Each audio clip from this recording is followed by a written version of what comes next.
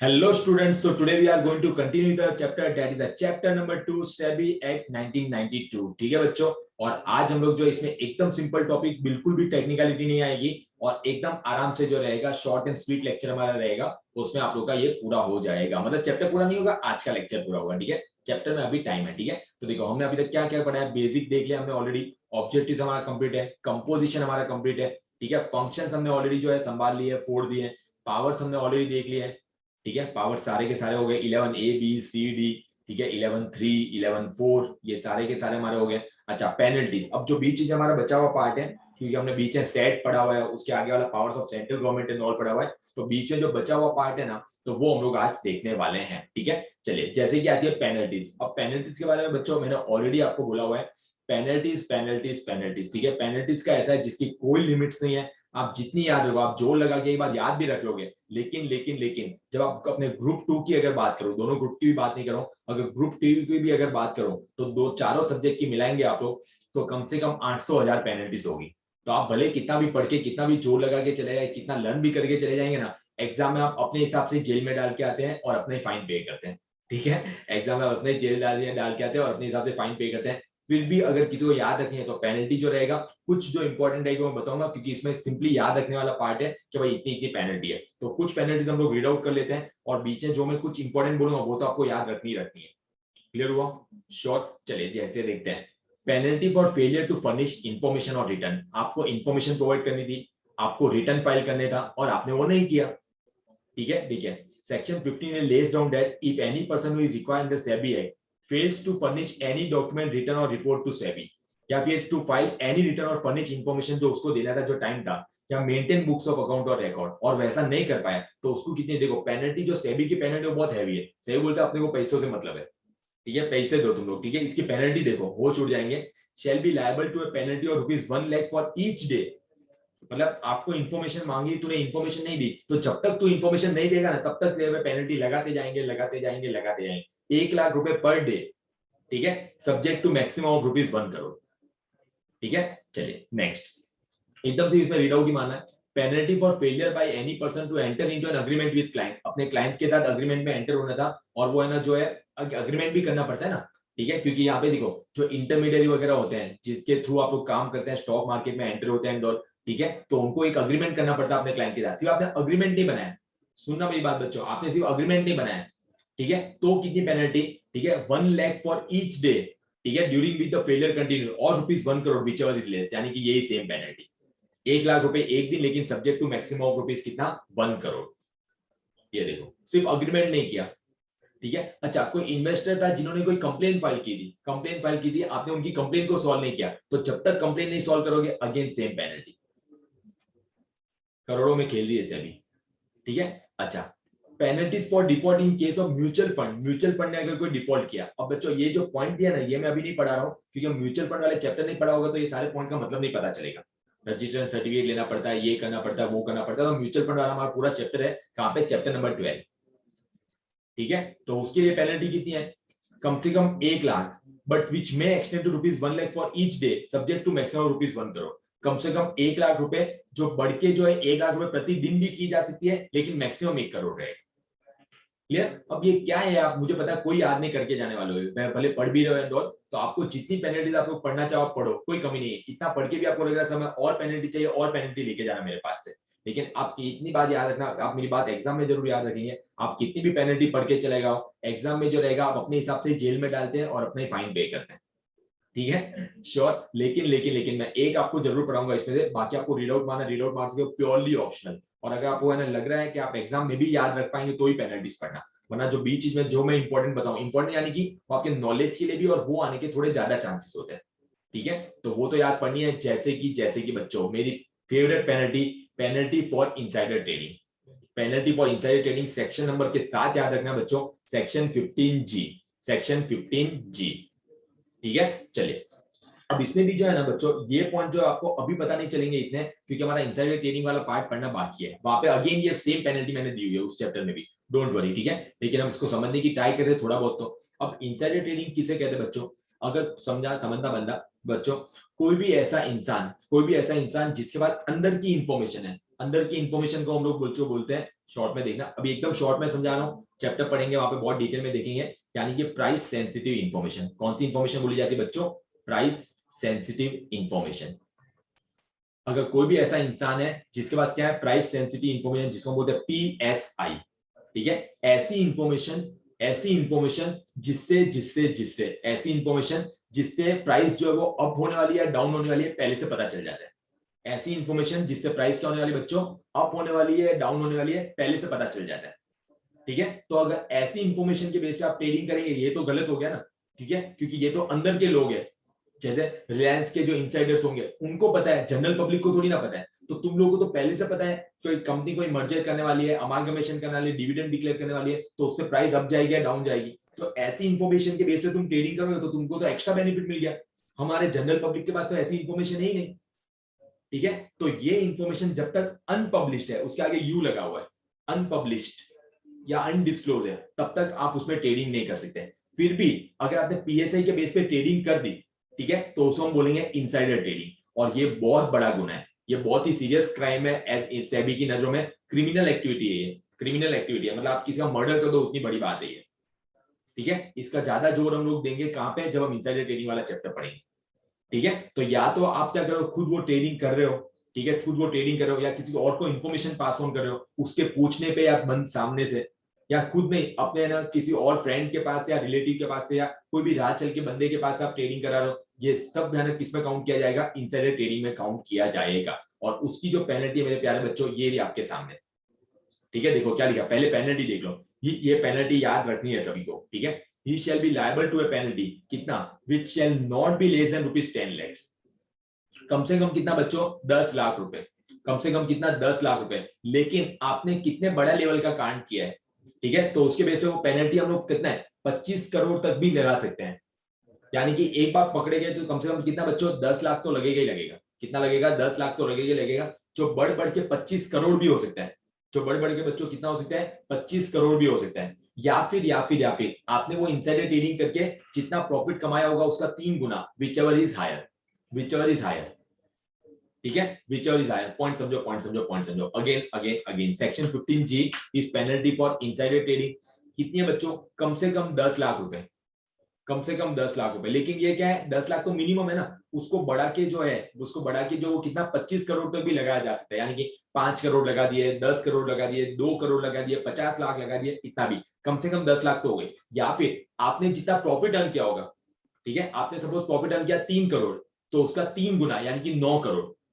ठीक है, तो एक तो इन दोनों में से एक अमाउंट, 10 लाख से 25 करोड़ के बीच में, 10 लाख से 25 करोड़ के बीच में से एक अमाउंट, या फिर आपने जितना प्रॉफिट कमाया होगा उसका 3 गुना। ठीक है, विच एवर इज हायर, इतनी पेनल्टी आप लोगों को लग जाएगी, इतनी पेनल्टी बच्चों क्या होगा, आप लोगों को लग जाएगी। ठीक है, तो देखो क्या लिखा है, ये तो हमने हो गया, विच एवर इज हायर। अच्छा, अब कब लगेगी सेक्शन, ये वापस हम इनसाइडर ट्रेडिंग में भी मैंने सेम सेक्शन दिया हुआ बच्चों, don't worry. If any insider either on his own behalf or on behalf of any other person deals in security of a body corporate listed on any stock exchange on the basis of UPSI, देखो क्या लिखा है, either on his own behalf, या तो खुद या खुद की और के बिहाफ पे क्या करने जा रहा है बच्चों, डील करने जा रहे हैं कंपनी की सिक्योरिटीज में, लिस्टेड कंपनी की सिक्योरिटी में। और कौन सी इंफॉर्मेशन के बेस पे बच्चों, ये देखो UPSI, मैंने यहाँ पे लिखा था ना, UPSI के बेस पे, अनपब्लिश्ड। ठीक है, अच्छा, तो सर जैसे अंबानी के पास रिलायंस के शेयर हो सकते हैं, नहीं हो सकते हैं, जब वो इंफॉर्मेशन पब्लिश हो जाएगी, यानी कि कोई मीटिंग हुई उसमें उन्होंने अनाउंसमेंट कर दिया, कहीं पे डिस्क्लोज कर दिया। ठीक है, तो जो अंबानी को पता है वो हमें भी पता है, और फिर अगर कोई ट्रेडिंग कर रहा है तो चलेगा, लेकिन सिर्फ अंबानी को पता है हमें नहीं पता है, तो वो नहीं ट्रेडिंग कर सकता। ठीक है, क्योंकि उनके पास क्या है, UPSI है।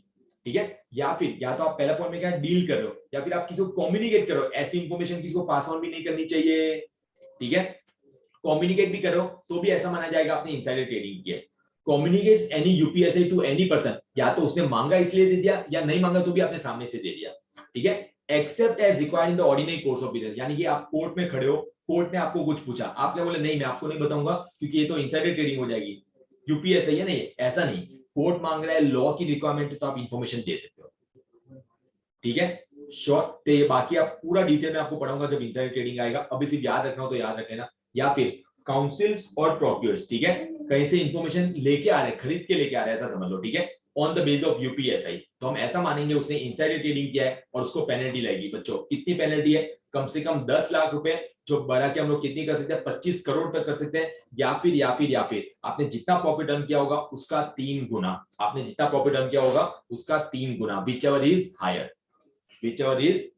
एम आई क्लियर बच्चों, एम आई क्लियर, श्योर, पक्का, ठीक है। चलिए अब ये सब आपने ना एक शेयर्स और टेक ओवर किया, एक्वायर किया वगैरह, आपने डिस्क्लोजर नहीं किया, पेनल्टी, ठीक है। आपने कोई फ्रॉड या अनफेयर ट्रेड प्रैक्टिस की, पेनल्टी, कोई भी कॉन्ट्रावेंशन किया, पेनल्टी, ठीक है। ये सब चीजें बच्चों अब आपको जितनी याद रख पाओ उतनी याद रखो, कोई कमी नहीं है, पेनल्टीज की कोई कमी नहीं है अपने पास, ठीक है। ये प्योरली ऑप्शनल, और मैं अगेन रिपीट कर रहा हूं, अगर आप एग्जाम तक भी आपको लग रहा है सारी पेनल्टी जब मिक्स आई तो भी याद रख सकते हो, तो ही पढ़ने की ट्राई करना, वरना एक आधा आंसर कहीं पे आ जाए तो फिर आपका वो रिस्क रहेगी। क्लियर हुआ? श्योर, क्योंकि आप पॉइंट समझो, अभी आप छोटे लेवल पे मत सोचो, जब चारों सब्जेक्ट मिलाएंगे एग्जाम के तो 500 700 800 पेनल्टीज होगी, कहां से याद रखोगे उस पर्टिकुलर पेनल्टी को? क्लियर हुआ? श्योर, पक्का। तो ये थोड़ा सा जो है बच्चों आप लोग क्या करेंगे, ध्यान देंगे, ठीक है। कोई डाउट किसी को बच्चों, किसी को कुछ पूछना है? एनीवन? ठीक है, चलिए अब आगे बढ़ते हैं और कुछ छोटे छोटे पॉइंट्स देख लेते हैं हम लोग, ठीक है। चलिए अब है ना नेक्स्ट आता है, ये पेनल्टी जो पढ़ना चाहे वो पढ़ सकता है, किसको लगे सर हमें और पेनल्टी चाहिए और मिल दे दूंगा मैं, डोंट वरी, ठीक है। चलिए नेक्स्ट देखते हैं हम लोग। अच्छा, एग्जाम में एक आधा क्वेश्चन आ सकता है, और कोई कोई चैप्टर में जब मैं ही बोलूं कि पेनल्टीज याद करनी है तो करनी है, ठीक है, उसमें तो करनी है आप लोगों को, ठीक है। चलिए अब नेक्स्ट हमारा आता है आज का section, settlement of administrative and civil proceeding. Point समझो बच्चों, क्या लिखा है? सेटलमेंट, क्या वर्ड लिखा है बच्चों? सेटलमेंट। और कौन सी प्रोसीडिंग? एडमिनिस्ट्रेटिव नेचर की। पॉइंट समझो, आपने आपसे कोई है ना छोटा मोटी गलती हो गई, छोटी मोटी गलती हो गई, तो क्या आप सेबी के सामने जाओगे? छोटी मोटी आप कोर्ट में केस करोगे? नहीं ना, छोटी मोटी गलती है, सेटलमेंट करवा दो। आपने सपोज आपसे गलती हो गई जो छोटी मोटी है, ठीक है, एडमिनिस्ट्रेटिव नेचर की है, मतलब रूटीन नेचर की है, या फिर सिविल प्रोसीडिंग, क्रिमिनल नहीं, क्रिमिनल प्रोसीडिंग में सेटलमेंट नहीं होता कभी, ठीक है। क्योंकि देखो क्रिमिनल प्रोसीडिंग में क्यों सेटलमेंट नहीं होता? अगर आप कोई क्रिमिनल एक्टिविटी करते हो ना, तो ऐसा माना जाता है आपने वो जो क्राइम किया है ना, वो पर्टिकुलर पर्सन के साथ नहीं है, पूरी सोसाइटी के साथ किया। हम बोलते हैं जब जैसे एक रेप होता है तो क्यों लोग कैंडल मार्च और ये सब करते हैं, बोलते हैं ये रेप सिर्फ एक का नहीं हुआ, ये पूरी सोसाइटी का हुआ है, ठीक है, वो गलत बात है। तो आप क्राइम एक्टिव क्रिमिनल एक्टिविटी करते हो पूरी सोसाइटी के साथ गलत है। सिविल यानी कि ठीक है उस पर्टिकुलर पर्सन का मामला है, ठीक है। तो यहाँ पे समझो अगर आपसे कोई गलती हो गई तो आप लोग अगर चाहो तो सेबी वेबी में प्रोसीडिंग पूरी नहीं चलानी हो तो आप एप्लीकेशन फाइल कर सकते हो सेबी में कि हम लोग क्या करना चाहते हैं, इसका सेटलमेंट करवाना चाहते हैं। ऐसा नहीं आपने कुछ भी किया सब कुछ सेटलमेंट होगा, सेबी को एप्लीकेशन फाइल करो, देन सेबी विल डिसाइड कि इसका सेटलमेंट करने देना नहीं। सेबी बोला ठीक है भाई इतना पैसा पे करो, हमें पैसों से मतलब है, इतना पैसा पे करो, छुटकारा, गलती छोटी मोटी, ठीक है। तो कौन से सेक्शन में बच्चों, कौन से सेक्शन में सेटलमेंट वाला पार्ट आता है? Section 15 JB deals with the settlement of administrative and civil proceeding by SEBI, ठीक है। अच्छा बच्चों कोई, मेरा नाम क्या है बच्चों, मेरा नाम क्या है? मेरा नाम है जैन भूपेंद्र, जैन भूपेंद्र, ठीक है। श्योर, ये इसका सेक्शन है, मैं भी सेटलमेंट करता हूं, देखो section 15 JB, Jain Bhupendra, clear हुआ? ये सिर्फ सेक्शन याद रखने का तरीका है और कुछ नहीं है, ठीक है। मैं भी सेटलमेंट करता हूं तो आपको आ जाए सेटलमेंट का कौन सा सेक्शन था, सेबी एक्ट में जैन भूपेंद्र वाला 15 JB, ठीक है। हमारे सर अभी तक 15 साल के ही है, 15 साल के जैन भूपेंद्र सर, ठीक है। तो JB, क्या बात है, थैंक यू यार, 15 साल के बोल रहे हो, ठीक है। चलिए कोई नहीं, deals with the settlement of administrative and civil proceeding, ठीक है।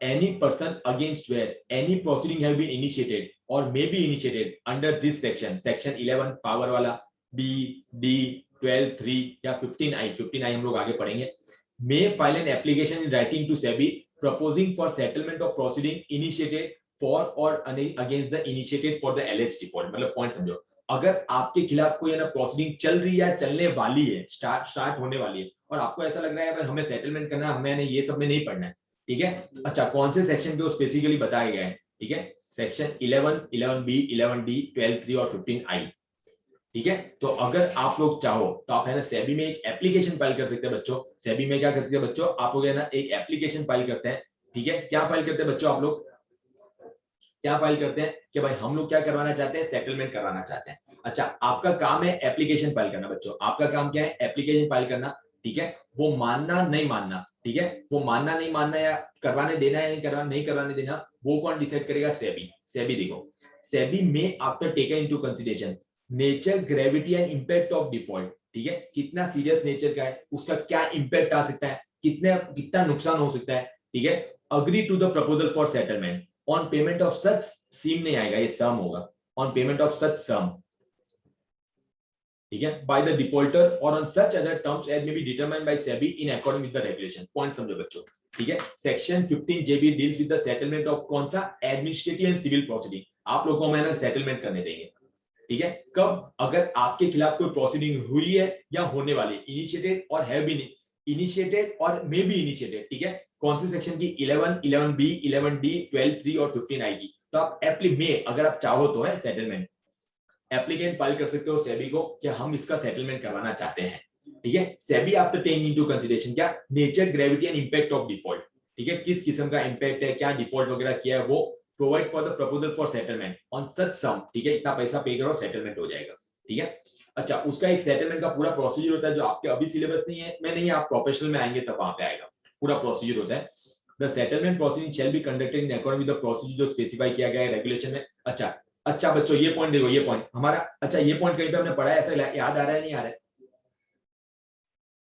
With the consent of the party of settlement, तो कंसेंट से हुआ ना, तुम लोग सामने से आए हमें सेटलमेंट करना है, ठीक है, तो अगर एक बार सेटलमेंट में अगर आप लोग आ गए तो उसके खिलाफ अपील फाइल नहीं हो सकती।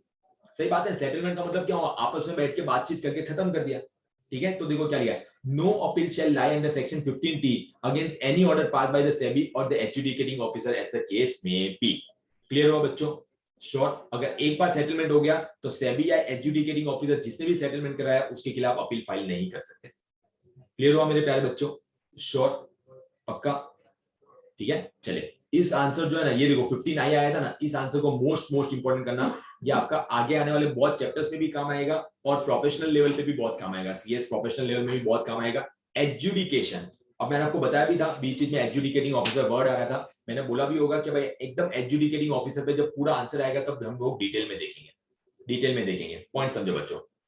अब बच्चों जैसे ना सेबी को इंक्वायरी वगैरह और ये सब कंडक्ट करनी है, ठीक है। अब सेबी हर जगह कहाँ पे जाएगा? तो सेबी क्या करता है, बहुत बार अपना जो काम है वो क्या कर देता है, डेलीगेट कर देता है, ठीक है, कि भाई जा मतलब वो तिलक निकालता है विजयी भव, ठीक है, जा एडजुडिकेटिंग ऑफिसर जा और तू ये इंक्वायरी कर, है ना, क्या क्या हुआ वो सब पता लगा, ठीक है, और तू अपने हिसाब से पेनल्टी लगा दे। इसलिए हमने देखो जब सेट पढ़ा था तो सेट में हमने क्या पढ़ा था, एनी पर्सन अग्रीव, ठीक है, क्या था, by the order of the SEBI और बाय द एडजुडिकेटिंग ऑफिसर, याद है एडजुडिकेटिंग ऑफिसर, तो ये ऑर्डर है जो यहाँ पे लगाने वाला है, ये ऑर्डर है, ठीक है। क्या उसका पूरा प्रोसीजर रहेगा, कौन एडजुडिकेटिंग ऑफिसर बन सकता है एंड ऑल, क्या इसके पास पावर है, वो सब हम इसमें देखने वाले हैं under section 15I of the SEBI act. Most important answer, दूसरे चैप्टर्स में भी आएगा ये, ठीक है। चलिए देखते हैं कौन से लेवल का बंदा जो है एडजुडिकेटिंग ऑफिसर बन सकता है। SEBI appoints any office officer not below the rank of division chief to be an adjudicating officer, क्या करने के लिए, for holding an inquiry in the prescribed manner after giving any person concern a reasonable opportunity of being heard for the purpose of imposing any penalty. Point समझो मेरे प्यारे बच्चों, देखो point समझो क्या बोला हुआ है। सेबी कोई भी ऑफिसर को अपॉइंट कर सकता है एडजुडिकेटिंग ऑफिसर अपॉइंट बनाने के लिए, ठीक है, लेकिन वो कम से कम कौन से रैंक का होना चाहिए, not below the rank of division chief. अलग अलग पोस्ट होती है, आपको सिर्फ नाम ध्यान में रखना पड़ेगा। क्या करने के लिए, इंक्वायरी कंडक्ट करने के लिए, इंक्वायरी का प्रोसीजर जो भी प्रिस्क्राइब किया गया होगा वो, ठीक है, और पेनल्टी लगा सकता है, फिर वो इंक्वायरी कंडक्ट करके क्या कर सकता है एडजुडिकेटिंग ऑफिसर, पेनल्टी लगा सकता है, लेकिन पेनल्टी लगाने से पहले सामने वालों को भी अपना एक मौका देना पड़ेगा अपनी बात रखने के लिए, ठीक है, reasonable opportunity of being heard. अच्छा, ये इसके पावर की बात की गई है, क्या पावर है इसके पास, ठीक है, ऑलमोस्ट पावर सेम है जो पहले भी हमने पढ़े हुए, someone and enforce the attendance of any person जिसके पास फैक्ट्स और सर्कमस्टेंसेस है, ठीक है, टू गिव एविडेंस या फिर डॉक्यूमेंट लेके आ जो एडजुडिकेटिंग ऑफिसर के ओपिनियन में क्या है, यूजफुल है या रेलिवेंट है फॉर द सब्जेक्ट मैटर, ठीक है। पॉइंट देखो यहां तक तो हमने पढ़ा हुआ है बच्चों, ऐसा पॉइंट तो ऑलरेडी, ठीक है। क्या इसके पावर किसी को भी कभी भी बुला सकता है, summoning and enforcing the attendance of any person.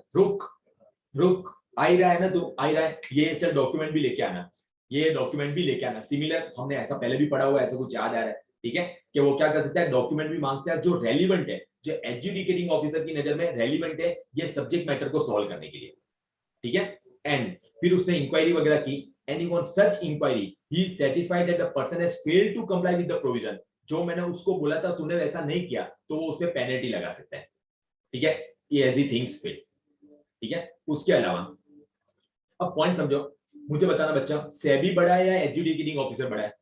Anyone? SEBI बड़ा है? SEBI.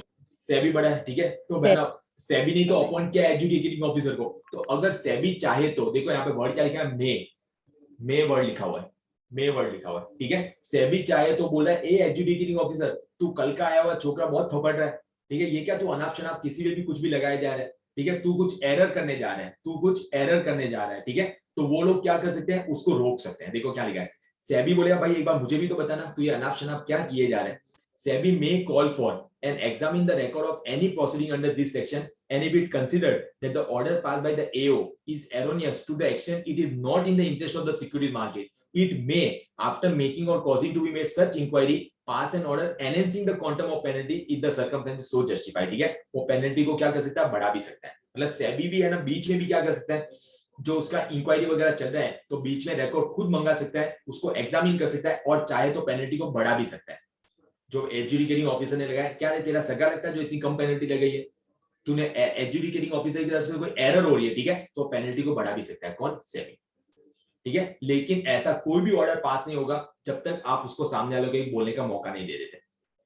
No such order shall be pass unless the person concern has been given an opportunity of being heard in the matter, ठीक है। अच्छा, ये जो भी है, further nothing contain this shall not be applicable after an expiry of period of 3 months from the date of the order pass by the adjudicating officer या फिर disposal of the appeal under section 15T whichever is earlier, ठीक है। ये जो भी सेबी को करना है, रिकॉर्ड मंगा के वापस देखना और ये सब, ये कब कर सकता है, 3 महीने के अंदर अंदर, 3 महीने के अंदर अंदर जो ऑर्डर पास किया था एडजुडिकेटिंग ऑफिसर ने उसके अंदर अंदर। क्लियर हुआ बच्चों? वापस देखेंगे, बहुत इंपॉर्टेंट आंसर है, और मैं तो बोलता हूं आज एक बार ये आंसर की आप लोग रिटर्न प्रैक्टिस जरूर करिएगा बच्चों, ठीक है। बहुत इंपॉर्टेंट आंसर, क्योंकि एक नहीं ये है ना बार बार आएगा, ठीक है। चलिए वापस सेबी क्या कर सकता है, कोई भी officer not below the rank of division chief उसको एडजुडिकेटिंग ऑफिसर के तौर पे अपॉइंट कर सकता है इंक्वायरी कंडक्ट करने के लिए, और adjudicating officer on the basis of inquiry conducted penalty लगा सकता है, ठीक है। पावर क्या है, किसी को कभी भी बुला सकता है, रुक डॉक्यूमेंट लेके आना जो मेरी ओपिनियन में रेलेवेंट है इस सब्जेक्ट मैटर को सॉल्व करने के लिए, उसको देखते हुए पेनल्टी लगा सकता है। इस बीच सेबी बोल रहा है क्या है, तू कल का आया हुआ छोकरा, कुछ भी बोले जा रहा है, कुछ भी किए जा रहा है, तेरे से कुछ गलती हो गई बेटा, तो हम वो रिकॉर्ड्स खुद मंगाएंगे, उसको देखेंगे और वो पेनल्टी को बढ़ा भी सकते हैं, ठीक है। ऐसा हम नहीं कर सकते हैं जब तक अपॉर्चुनिटी ऑफ बीइंग हर्ड नहीं देंगे, ठीक है। और फर्दर 3 महीने या अंदर ही हमें ये करना पड़ेगा, ठीक है। और ये जो पॉइंट दिया ना बच्चों, ये जो पॉइंट दिए ये आपकी लाइफ चेंज कर देंगे, इतनी बार ये पॉइंट आने वाले, ठीक है। अब फाइनल पॉइंट, पेनल्टी लगाने वाला एडजुडिकेटिंग ऑफिसर, ठीक है, अंडर 15J में, ठीक है। सेक्शन इंपॉर्टेंट नहीं है, याद रहे तो भी अच्छी बात है, नहीं है तो भी अच्छी बात है, क्योंकि देखो ये पॉइंट 3 पॉइंट सेम होंगे लेकिन सेक्शन अलग अलग एक्ट में चेंज हो जाएगा, ठीक है। चलिए अब आपका क्वेश्चन, ये 3 मार्क का क्वेश्चन आ सकता है, what are the factors that will be taken into consideration by the adjudicating officer before imposing any penalty. कौन कौन से ऐसे फैक्टर है जो एडजुडी मतलब पेनल्टी कम या ज्यादा होगी, वो कौन से फैक्टर से एडजुडिकेटिंग ऑफिसर जो कंसीडरेशन में लेगा पेनल्टी इंपोज करने से पहले, ऐसा लिखा गया है इसमें, ठीक है। तो वो फैक्टर्स है बच्चों, वो फैक्टर्स है, ठीक है। पहला पॉइंट देखो, पहले तो क्या लिखा है ऊपर वाले भी पढ़ लेते हैं, it requires that while adjudging the quantum of penalty, मतलब कम या ज्यादा penalty, the adjudicating officer shall have the due regard to the following factors, ठीक है। ये सारे फैक्टर्स को जो है वो कंसीडरेशन में लेगा। पहला पॉइंट, ठीक है, जिसके खिलाफ इंक्वायरी चल रही थी, जिसके खिलाफ बच्चों इंक्वायरी चल रही थी, ठीक है, उसको कितना गेन हुआ या उसको कितना एडवांटेज मिला, जो उसको नहीं मिलना चाहिए था। देखो the amount of disproportionate gain, जो तेरे को नहीं मिलना चाहिए था फिर भी तुझे मिला, क्यों, क्योंकि तूने गलत काम किया, ठीक है। The amount of disproportionate gain या अनफेयर एडवांटेज वेरएवर क्वांटिफाइबल यानी कि कन्वर्टिबल, जहां पे हम पता लगा सकते हैं, made as a result of the default, तूने डिफॉल्ट किया जिससे तेरा फायदा हुआ, तो कितना फायदा हुआ, कितना एडवांटेज मिला, पहली चीज वो कंसीडरेशन मिलेगा। मतलब पॉइंट समझो, तेरे को एडवांटेज हो रहा है 5 करोड़ का, पेनल्टी 1 करोड़ की लगाऊंगा क्या, साले इतना तो तेरा फायदा हो गया, तू तो बार बार डिफॉल्ट करेगा, ठीक है। तो तेरे को कितना फायदा हुआ, कम पेनल्टी कम या ज्यादा लगानी है तो तेरे को कितना फायदा हुआ, पहले हम वो कंसीडरेशन में लेंगे। अच्छा पॉइंट समझो, ऐसा भी तो हो सकता है एक का फायदा यानी कि दूसरे का नुकसान, ठीक है। तो दूसरा पॉइंट वही है, the amount of loss cost to an investor और ग्रुप ऑफ इन्वेस्टर, मतलब या तो तेरा फायदा या फिर हम क्या देखेंगे, दूसरे का कितना नुकसान किया है तूने, वो भी चीजें कंसिडरेशन में लेंगे। और तूने एक कांड पहली बार कर रहा है या पहले भी किया हुआ है, repetitive nature of the default, कि कितनी बार रिपीटेटिव, मतलब पहला कांड है, दूसरा कांड है, चौथा कांड है, पहला अटेम्प्ट है, दूसरा अटेम्प्ट है, तीसरा अटेम्प्ट है, ठीक है। अच्छा, वापस वापस वापस बच्चों, वापस देखेंगे हम लोग कौन से 3 पॉइंट से जो कंसिडरेशन में लिए जाएंगे। पहला पॉइंट बच्चों, कि है तेरा कितना फायदा हुआ है, कितना अनफेयर एडवांटेज मिला है तुझे as a result of the default, ठीक है। दूसरा पॉइंट, कितना नुकसान हुआ, the amount of loss cost, ठीक है। जो इन्वेस्टर क्या है, ग्रुप ऑफ इन्वेस्टर का, या फिर तूने ये कांड पहली बार किया है, तेरा नेचर नहीं है कांड करना, repetitive nature of the default, ठीक है। तो ये 3 फैक्टर्स के बेस पे एडजुडिकेटिंग ऑफिसर विल डिसाइड इस पे पेनल्टी कम लगाई जाए या इस पे पेनल्टी ज्यादा लगाई जाए। मोस्ट इंपॉर्टेंट पॉइंट है, कभी भूलियो मत ये पॉइंट, ठीक है। और जो भी पेनल्टी लगा रहे हैं, जो भी पेनल्टी लगा रहे हैं, जो पैसे आ रहे हैं पेनल्टी के फॉर्म में, वो एडजुडिकेटिंग ऑफिसर बच्चों घर पे लेके जाएगा क्या? घर पे लेके जाएगा नहीं ना। तो उसका एक फंड बना दिया गया है, कंसोलिडेटेड फंड ऑफ इंडिया। देखो क्या लिखा है, all the sums realized by way of penalty under this act shall be credited to the consolidated fund of India। ये पॉइंट याद है तो लिखते ना, बाकी पहले एमसीक्यू में होता तो ये पॉइंट बहुत इंपॉर्टेंट होता। एक फंड बना दिया जाएगा, कंसोलिडेटेड फंड ऑफ इंडिया, जिसमें हम लोग क्या करेंगे, पेनल्टी को जमा करते जाएंगे। Am I clear? ठीक है, ये आंसर जरूर एक बार रिटर्न प्रैक्टिस करिएगा, ठीक है। तो हमने क्या किया, जो बीच में हमारा जो बचा हुआ पार्ट था सेट से पहले, ठीक है, वो सारा हमने देख लिया। देख लिया हमारा कितना बाकी है, सेट वेट हमने ऑलरेडी देख लिया, ठीक है। ये सारी चीजें हमारी ऑलरेडी हो गई सेट। फिर पावर ऑफ सेंट्रल गवर्नमेंट भी हमने लास्ट लेक्चर में देख लिया था, ठीक है।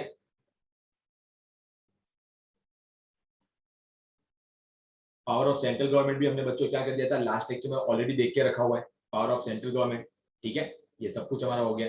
अच्छा, पेनल्टी के साथ साथ ये ऑफेंस वगैरह भी पढ़ना हो साथ में, एक बीच में पेनल्टी आ गई थी, तो आप लोग पढ़ सकते हो 24 वाली, सेक्शन 24 वाली, ठीक है। कंपाउंडिंग हमारा हो गया है, स्पेशल कोर्ट हमारा हो गया है, कंपनी हमारा हो गया है, रिकवरी हमारा हो गया है, ठीक है।